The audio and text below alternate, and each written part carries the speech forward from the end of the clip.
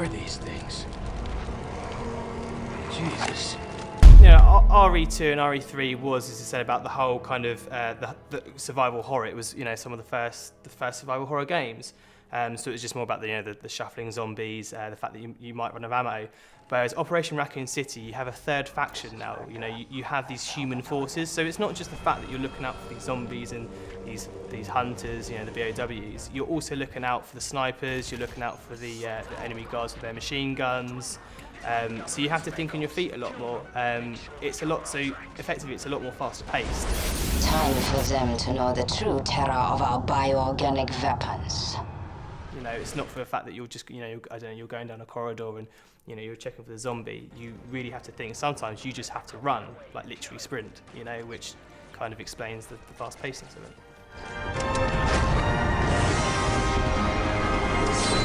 It's not just zombies. We've got BOWs, which are basically big monsters, so hunters, so to speak, with massive claws on their hands, which will come and chop your head off.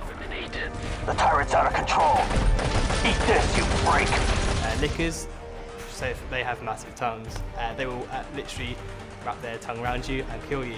You've got human opposition, sniper rifles. So you're going to be excited because there's so many different action elements to it. It's not just Resident Evil where it is zombies. There is so much more to it, which will make you definitely excited for it.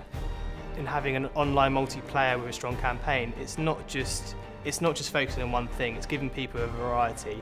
And it's kind of reaching out to new people as well. I mean, don't get me wrong, there's plenty of nods to every Resident Evil fan. I mean, I thought Mr. X was the most understated enemy in the game. And in this demo, you see that he's in there.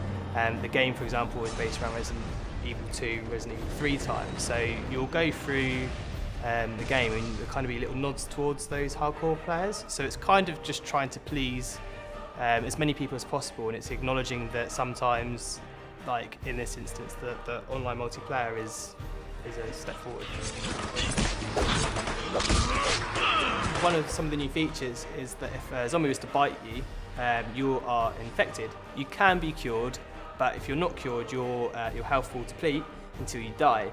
And you'll see, you'll have no control, but you'll turn into a zombie and you'll attack your teammates. So you watch yourself attack the teammates with no control.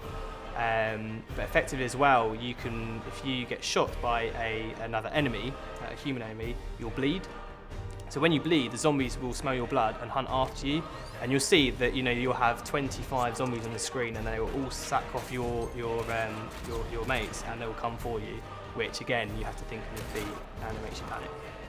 The US Special Ops team, they are a team that has been brought to get rid of the T-virus. The T-virus is how all these zombies have come about, and you need to be as dark as possible to hide the truth. And you'll see there are a lot of dark things out there as you play through.